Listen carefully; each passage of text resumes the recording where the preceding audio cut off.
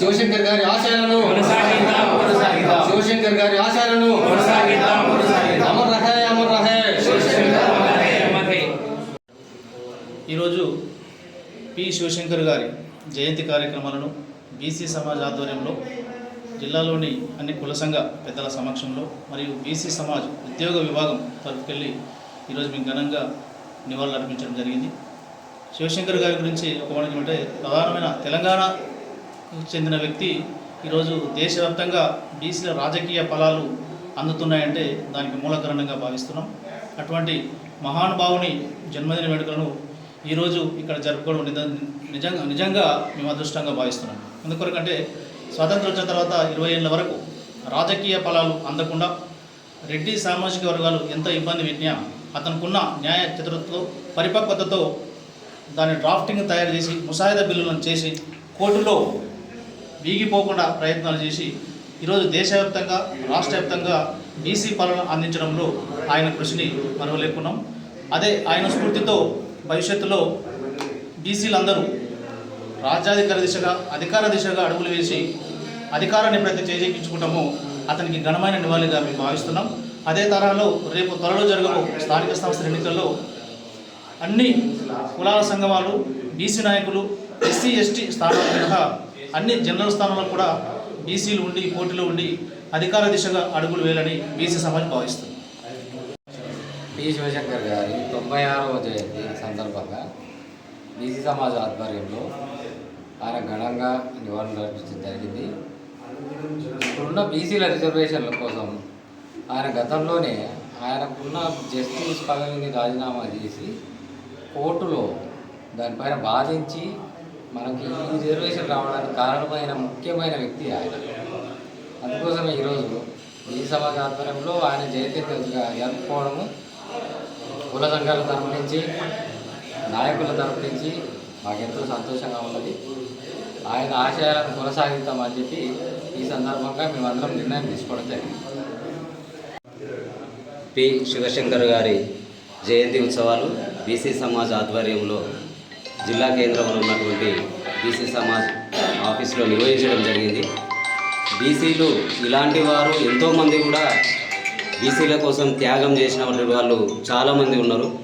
అగ్రవర్ణాల వాళ్ళు ఎవరైతే ఉన్నారో వారందరూ కూడా కొంతమంది పేర్లు కూడా బయటికి రాకుండా ఇప్పటికీ మన సమాజానికి వచ్చే తరానికి తెలియనటువంటి వాళ్ళు కూడా చాలామంది ఉన్నారు. ఇలాంటి కార్యక్రమాలు ఎవరైతే మహనీయులు బీసీల కోసం ప్రయత్నం చేసి అహర్నిశలు కృషి చేసినటువంటి వారు ఉన్నారో వారందరి జయంతి కూడా అన్ని కుల సంఘాలు బీసీ నాయకులు అందరూ కలిసి కూడా చేస్తే రాబోయే తరానికి వారందరూ కూడా ఇన్స్పిరేషన్ అవుతారు. వచ్చే తరం కూడా బీసీల కోసం కొట్లాడి అనుకున్నటువంటి హక్కులను కూడా సాధించుకునేటటువంటి అవకాశం ఉంటుంది. రేపు జరగబోయేటటువంటి గ్రామ పంచాయతీ ఎలక్షన్లో కులగణన చేస్తేనే చాలా బాగుంటుంది. చిన్న కులాలైనటువంటి వాళ్ళకు కూడా అవకాశాలు దక్కినటువంటి ఉంటుంది. కాబట్టి కులగణన చేసిన తర్వాతనే ఎలక్షన్లకు పోవాలని చెప్పేసి అన్ని కుల సంఘాల తరఫున ప్రభుత్వాన్ని కూడా కోరుతూ ఉన్నాం.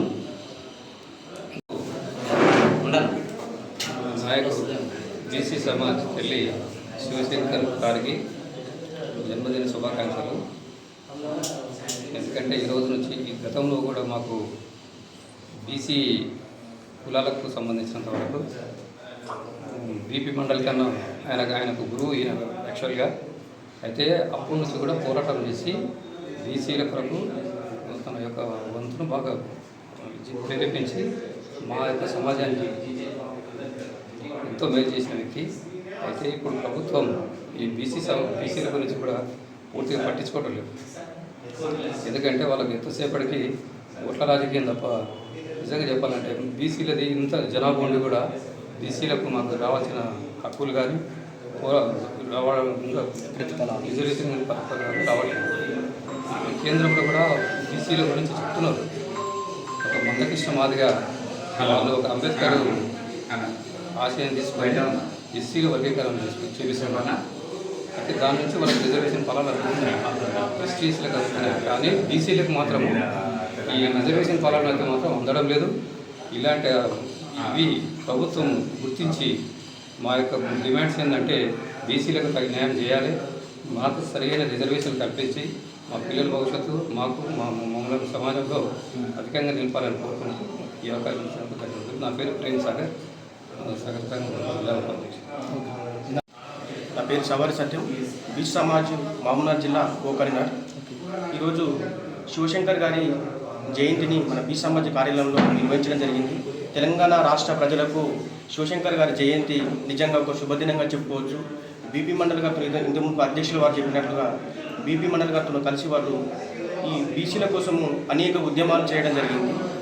ఈ బీసీలని ఈ రాజకీయ నాయకులు ఎవరైతే ఉన్నారో గత ప్రభుత్వం కానీ ఉన్న ప్రభుత్వం కానీ కేవలం ఓటు బ్యాంకుగానే చూస్తుంది. నిజానికి 10 ఏళ్ళు ఉన్నటువంటి కేసీఆర్ ప్రభుత్వం ఏనాడుగుడుకంగా బీసీలకు బడ్జెట్లో అన్యాయం చేసింది, అసెంబ్లీలో అన్యాయం చేసింది, శాసనమండలిలో అన్యాయం చేసింది. తర్వాత గుడుకంగా వాళ్ళని రాజకీయంగా ఎదగనీయకుండా చేయడం జరిగింది. ఇప్పుడున్న కాంగ్రెస్ ప్రభుత్వానికి మేము ఒకటే డిమాండ్ చేస్తున్నాం. బీ సమాజ్ నుంచి, మహబూబ్నగర్ నుంచి శివశంకర్ గారు తన జీవితం అంతా కాంగ్రెస్ పార్టీ సేవలు చేయడం జరిగింది. మరి ఆ శివశంకర్ గారి జయంతి సందర్భంగా నేను కాంగ్రెస్ పార్టీకి ఉన్నటువంటి రేవంత్ రెడ్డి గారిని బీ సమాజ్ డిమాండ్ చేస్తుంది. స్థానిక సంస్థల ఎన్నికల్లో మీరు బీసీలకు ఎక్కడెక్కడైతే బీసీలు అత్యధిక సంఖ్యలో ఉన్నారో వాళ్ళని గెలిపించడానికి ఉన్నటువంటి కాంగ్రెస్ ప్రభుత్వము కృషి చేయాలని నేను కోరుకుంటున్నాను. ఈ స్థానిక సంస్థలు ఇప్పుడు నిర్వహించే స్థానిక సంస్థలు కూడా కులగణన చేసిన తర్వాతనే నిర్వహిస్తే ఇప్పుడున్నటువంటి ముఖ్యమంత్రి గారు నిజంగా వారి యొక్క చిత్తశుద్ధిని బీసీల పట్ల వాళ్ళకు ఉన్నటువంటి ప్రేమ, నాకు బీసీల పట్ల ప్రేమ ఉంది అని చెప్పి ముఖ్యమంత్రి ఆయన చిత్తశుద్ధిని నిరూపించుకున్న వ్యక్తి అవుతాడు. మొన్న ప్రవేశపెట్టినటువంటి బడ్జెట్లో నిజంగా బీసీలకు ఏదో ఇట్లా విసిరేసినట్లు నిధులు కేటాయించడం జరిగింది. మరి దాదాపు జనాభాలో 60% ఉన్న బీసీలకు 60% నిధులు కేటాయించాలి. కానీ మీరు ఏదైతే కేటాయించిన నిధులు ఉన్నావో 10%, 20% దాటలేదు. మరి ఇది అన్యాయం కదా. మేము ఓట్లేస్తే మీరు అసెంబ్లీలో పోతుంది. మీరు దాదాపు ఇందులో ఒక 60 సీట్లు 60 మంది ఎమ్మెల్యేలు ఉన్నారు ఈరోజు అసెంబ్లీలో, పట్టుమని 19 మంది ఉన్నారు. మరి ఇది అన్యాయం కాదా? బీసీలకు అన్యాయం చేసినట్లు కాదా? 40 ఎమ్మెల్సీ స్థానాలు ఉంటే పట్టుమని ఈరోజు 10 మంది లేరు. మరి ఇది అన్యాయం కాదా? కాబట్టి ఉన్నటువంటి కాంగ్రెస్ ప్రభుత్వాన్ని, రేవంత్ రెడ్డి గారిని మహబూబ్నగర్ జిల్లా బీ సమాజ్ ఒకటి డిమాండ్ చేస్తుంది. అసెంబ్లీలో మా వాటా మాకు ఇవ్వండి, శాసనమండలిలో మా వాటా మాకు ఇవ్వండి. ఇప్పుడు జరిగేటటువంటి స్థానిక సంస్థల ఎన్నికల్లో సర్పంచుల దాదాపు 70% మా వాళ్ళు ఉండాలి అని బీ సమాజ్ కోరుతుంది. శివశంకర్ గారి జయంతి సందర్భంగా తెలంగాణ రాష్ట్ర ప్రజలందరికీ వారి జయంతి శుభాకాంక్షలు తెలియజేసుకున్నారు. ఉమ్మడి జిల్లా బీసీ సమాజ్ శ్రీనివాస్ సాగర్ ఆధ్వర్యంలో మీరు ఎటువంటి ఉద్యమాన్ని ఇప్పుడు మీరు చేయగలుగుతున్నారు? తప్పకుండా మేము అన్ని మండల కేంద్రాల్లో ప్రభుత్వానికి నిరసన తెలియజేస్తాము. మొన్న బడ్జెట్లోనే ఆల్రెడీ మాకు అన్యాయం చేసింది, బీసీలకు అన్యాయం చేసింది. ఆ బడ్జెట్ విషయంలోనే మేము ఆల్రెడీ నిరసన కార్యక్రమాలు చేయడానికి మేము ప్రయత్నాలు చేస్తున్నాము. ఇప్పుడు స్థానిక సంస్థల ఎన్నికలు కూడా కులగణన చేసినాకనే నిర్వహించాలని మేము ప్రతి మండల కేంద్రాలలో ఎంఆర్ఓ గారికి వినతి పత్రం ఇవ్వాలని మేము మా బీ సమాజ్ ఆల్రెడీ నిర్ణయం తీసుకున్నది. మా అధ్యక్షుల వారు ఆ కార్యాచరణలో ఉన్నారు. ప్రతి మండల కేంద్రంలో మేము నిరసన తెలియజేస్తాం. అది మా హక్కు. మా బీసీలకు రావాల్సిన ఏవైతే నిధులు ఉన్నావో, మా బీసీలకు రావాల్సిన రాజకీయ ఫలాలు ఏవైతే ఉన్నావో అవి మాకు అందాలనేదే మా బీ సమాజ్ ప్రధాన డిమాండ్. మాకు వచ్చే వాటనే ఇవ్వాలనేది, బీసీలకు సంబంధించిన వాటా ఇవ్వాలనేది బీ సమాజ్ ప్రధాన డిమాండ్. నేడు శివశంకర్ గారి జన్మదినోత్సవ సందర్భంగా అన్ని బీసీ కుల సంఘాలకు శుభాకాంక్షలు తెలుపుకుంటూ శివశంకర్ గారు చేసిన త్యాగాలు దాన్ని స్మరించుకుంటూ అతను చేసిన త్యాగాలు అందరికీ తెలియజేయాలని, ఈ విధంగా బీసీ కుల సంఘాల కోసం త్యాగం చేసిన మహనీయులందరినూ మర్చిపోకుండా ప్రతి ఒక్కరిని జ్ఞాపకం చేసుకుంటూ ఈరోజు బీసీ సమాజ్ ఉమ్మడి జిల్లా ఆధ్వర్యంలో ఈ కార్యక్రమం చేయడం జరిగింది.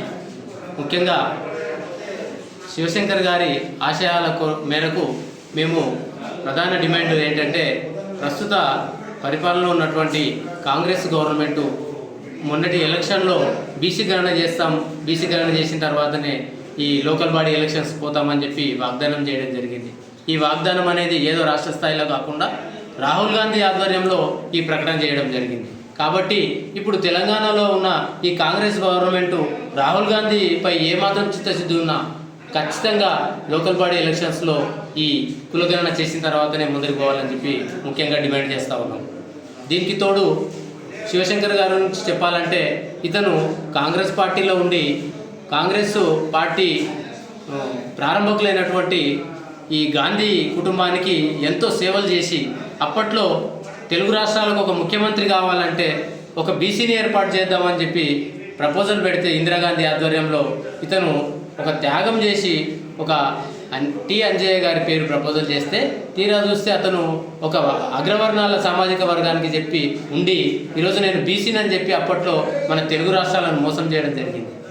ఇటువంటి నిజాలు బీసీ కుల సంఘాలకు తెలియక ఈ అగ్రనాయకులను ఇటువంటి అగ్రవర్ణాలన్నీ ఈ బీసీ నాయకులని అణచివేసి ఈ వ్యవహారాలు జరిగిన మోసాలు తెలియకుండా చేసి మూత పెడతా ఉన్నాయి. కాబట్టి ఇతను ఈరోజు శివశంకర్ గారిని ఆదర్శంగా తీసుకొని ఇటువంటి నిజాలన్నీ సమాజానికి తేవాలన్న ఉద్దేశంతో ఈ కార్యక్రమం చేయడం జరిగింది. నారగోని గారు ఏమన్నారంటే రెడ్లు రావుల రాజ్యం పోయి ఎస్సీ ఎస్టీ బీసీ రాజ్యం రావాలని వారు అన్నారు. అది ఎంతవరకు కరెక్ట్? అన్నప్పుడు ఈ జనాభా దామాషా ప్రకారం మాది 52% మేము ఉన్నప్పుడు మాకు మా జనాభా ప్రకారం మా హక్కులు మేము కోరుకోవడంలో తప్పేముంది? ఎస్సీ ఎస్టీలు అగ్రవర్ణాలు వాళ్ళ సంఖ్య ఎంత జనాభాలో అన్నప్పుడు మా జనాభా ప్రకారం మేము అడగడంలో తప్పేముంది? కాబట్టి ఖచ్చితంగా మా రిజర్వేషన్లు మాకు అమలు కావాలన్నదే మేము మా ప్రధాన డిమాండ్గా ముందుకు పోతాం.